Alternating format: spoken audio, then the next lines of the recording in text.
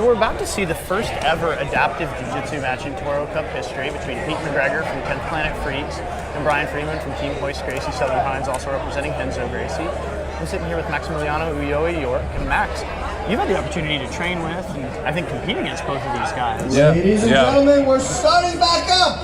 So what do you expect from the match? Get back in here. Well, it's a pretty good matchup because they're very familiar with each other themselves. And, not to mention they train together as far as so they actually help each other with each other's games, which is kind of unique in this matchup. You usually see a matchup where they actually help each other. Brian Freeman, also known online as ParaJiuJitsu. Representing 10th Planet Freaks. And Renzo calls them the Ulloa compressor. Yes, for the same. Pete McGregor! Pete McGregor, also known as Deadweight JJ on the internet. So Max, do you think the no-gi setting favors Pete as a primarily 10th Planet player?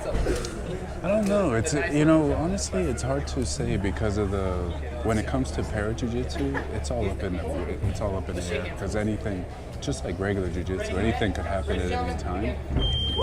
But when it comes to ParaJiuJitsu, it's the tricks that really set us apart. But he does train more oftenly in no-gi, so it definitely, as far as grips and stuff goes, I think he would have a good advantage.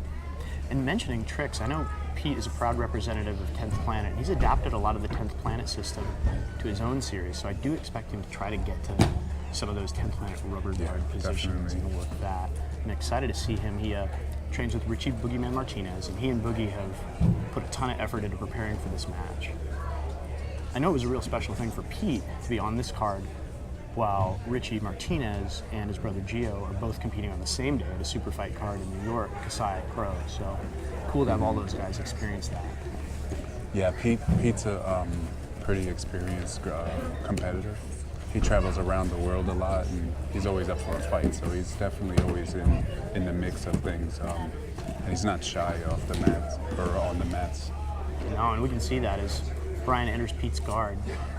I think you will see Pete try to get to one of his rubber guard positions from here. Yeah, I think Brian's looking to set up top like more of a choke situation. Oh. And I think he's trying to go for a mount here. Brian, also a fan of the wrist lock, as I know Pete is as well. So Pete's going to look for, so he may try to enter rubber side from here, which is the 10th Planet adaptation. And there it is. There it is. So Pete has a sequence of 10th Planet moves that he's adapted. And if you're familiar with the 10th Planet sequence, they'll often go for what's called the meat hook. And Pete has his own version of that he likes to call Captain Hook. Watch Brian try to isolate this arm on the ground. You expect him to attack that arm with an arm lock or possibly? I have a feeling he's trying to set up where he can isolate it in his legs if possible. And you were right about Brian going for the mount. That's what, and I think he's going to try to bring the shoulder pressure to Pete now. Yeah, or get in for that. Oh. Yeah, in for that Ezekiel, I was going to say. That can be effective. We saw an Ezekiel finished earlier in the Toro Cup. You know, over the years, both of these guys have gotten the chance to watch their games both get better and better and better as they train. Like, I mean, it's been several years since we've all known each other, and it's really cool to find how the different avenues we went and how they perfected. Now he's trying to lock this arm in underneath his legs, kind of go for a crucifix. Brian with a strong head squeeze. You expect him to attack this arm? Here Yeah, he's going to try to stuff that arm between his legs. Keep going for the modified meat hook that he calls Captain Hook. You may see him use that to sweep, or if he can, There he is. Oh, he gets his sweep, yes. So he usually sweeps to a cradle position here that he calls Wendy. He has a series of moves named after sort of the Peter Pan mythos. Wasn't able to get the cradle. Bagel's one of them for grabbing the pants. Oh. Pete he wasn't able to secure the cradle You there. watch a wrist lock here. Yeah. Do you expect him to attack? Oh, he's gonna go to the back. One thing that's unorthodox about one of the adaptations that Brian Freeman has made is Brian and I were rolling one time, and he's like, "I'll be interested to see how your back attack game stacks up with my give up my back game," because Brian will attack wrist locks from the back. Exactly. And that's what I was saying. Like, there's really no neutral position especially when it comes to two adaptive fighters. It's cool to watch. Like Pete and I talked about this on the podcast that you all were on when we did the Dirty White Belt Radio podcast. Pete talked about how two adaptive players, you can really see the games shine because you see the innovations that each grappler has made.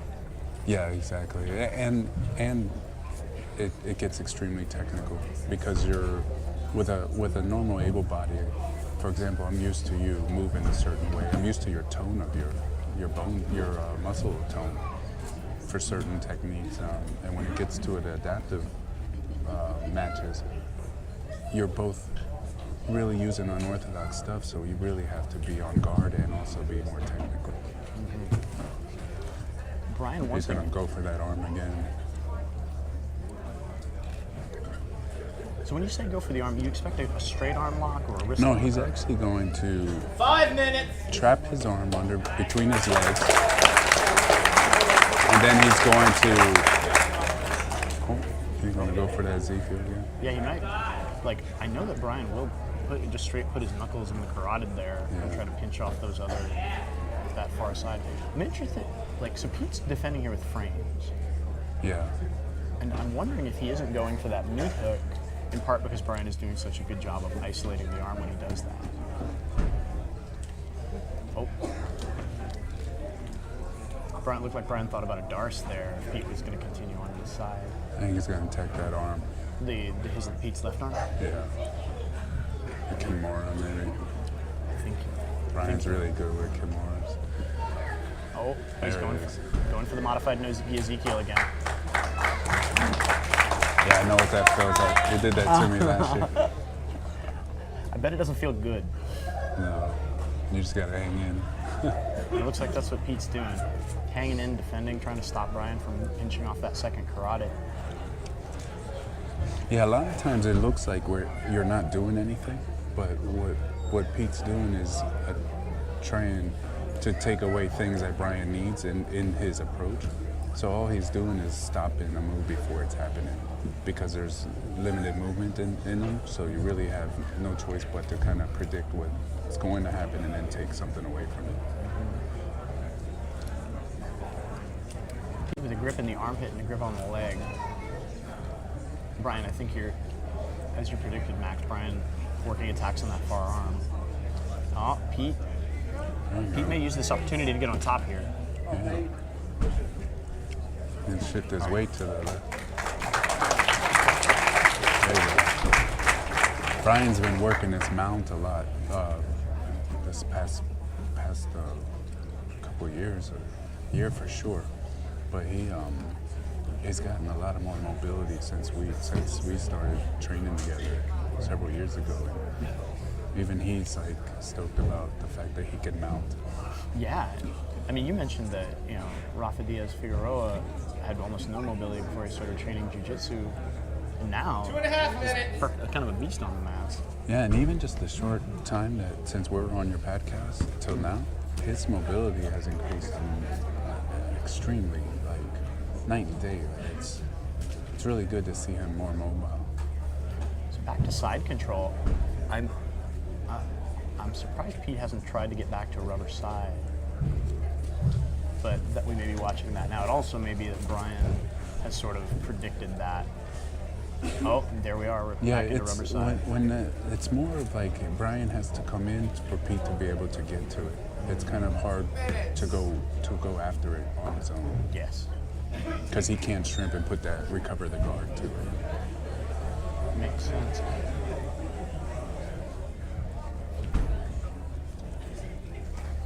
Brian looks like he wants to go back to the mount. Yeah.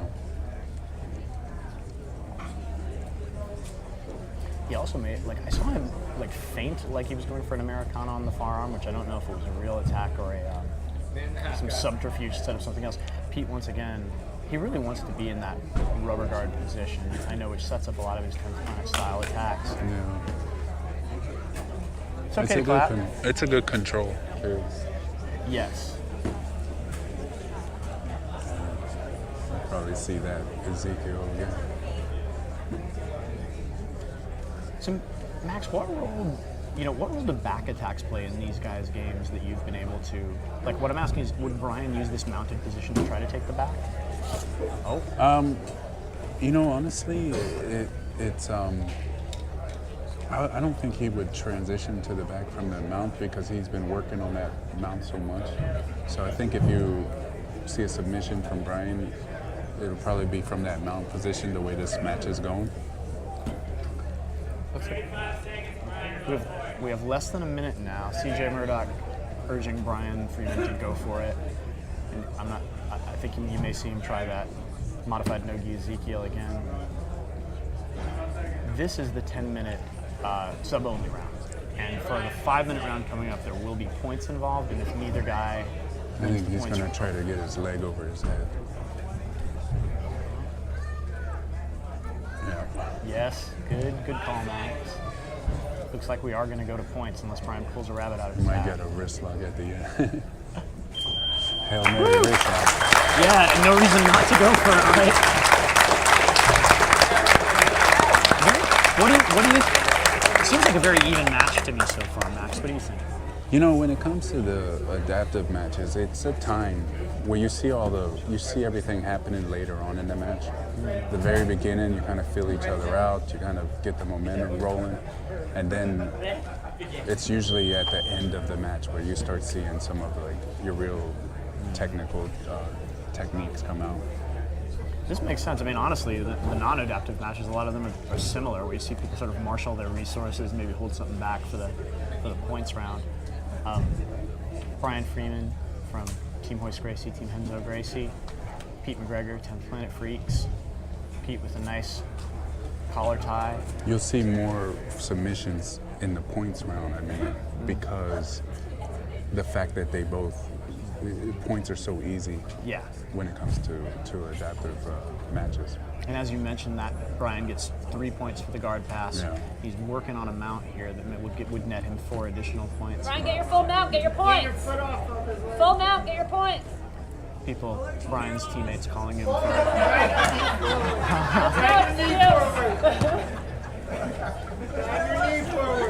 Brian's teammates urging. So you'll see Pete to start pulling out more submissions because of the fact that it's going to be harder for Pete to get any points based on he's more limited in mobility than Brian is.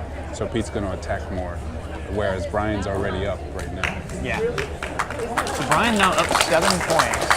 Got about 3.5 minutes left in this points round. And I think you're right. We'll start to see Pete throw the kitchen sink at him. Yeah.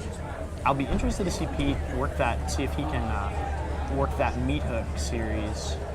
He might go for the Ezekiel as well from the bottom. Mm-hmm. Is that why you think he has that left arm cuffing Brian? He's going to sweep him. He is looking for that sweep right to the cradle. I really hope we get to see that series. What Pete's doing is he's reaching behind Brian's neck and cupping his armpit. And then what he wants to do is wait for Brian to shift his weight so he could reach under, cradle through the legs, and then hook the back leg and then go with the sweep. Makes sense. Because what happens is Brian's weight heads forward too much, and then Pete just has to because Pete can't shrimp, so Pete just has to shift his weight over, and Brian's weight falls him over, pushes him over. Do you see Pete go for wrist locks from the bottom a lot? Or is that something that you would anticipate here? Or do you think he's just going to try and sweep? Based on the way it's going, I would be going straight for wrist locks. Brian with the Kimura. Yeah. And see, towards the end of the match, Brian also isn't going for points. Brian's going for submissions because that's just the way they roll. Yes. But because of the way the match has been going and Pete's been stuck on his back for most of it, he would be more beneficial trying to go for wrist locks than trying to set up another technique that may take longer, especially with the limited time. Makes perfect sense. We do have a limited time. There's about 2 minutes left, so Pete does have time to work if he can escape this Kimura. Brian definitely in an advantageous position here, up 7-0. I think he no longer has the Kimura lock. Difficult to tell from this angle. Pete, I'm sure, has been training a lot of defense for that Kimura because that's one thing that Brian in the past has gotten on him several times. And not just him, but Pete is able to enter rubber guard from side control. They call this rubber side. Brian's going to shrug his shoulders trying to escape his head. Pete gives it up, maybe looking to create space. Yeah. Tough to tell from this angle, but Brian may be working in a north-south choke. Yeah, he's going for a chin. He's got the chin strap. Difficult position for anybody. Hey, never let the guy touch your head. Yeah. Brian, back to the mouth. So we got about 1 minute left in this match. So Pete's gonna need to pull out a submission here, it looks like.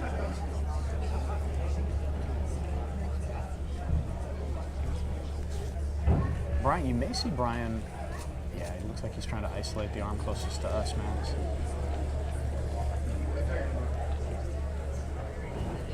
This might come down to points. It might. 30 seconds. 30 seconds.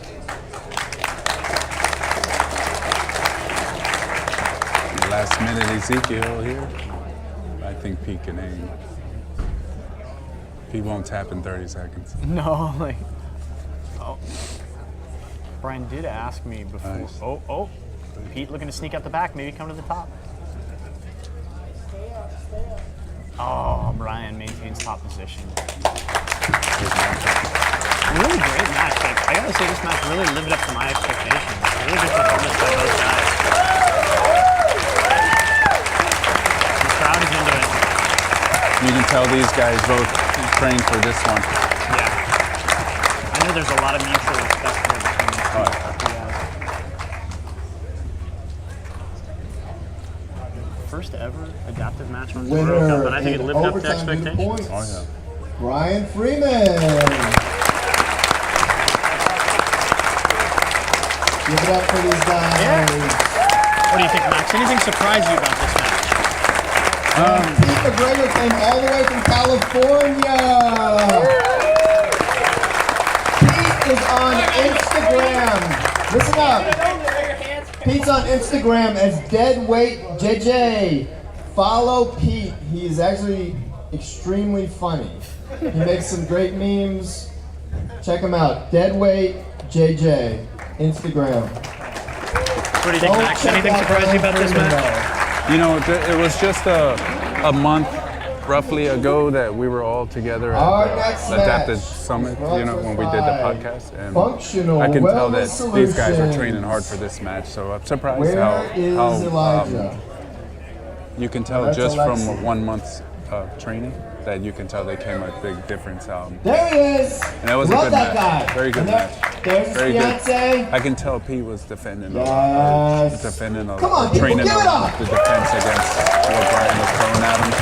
He did Our an next excellent match, job. Great job. representing Great Marino match. Couldn't agree more. BJJ. Thanks for joining me and on commentary, Yeah, Max. thank you, man. Appreciate it.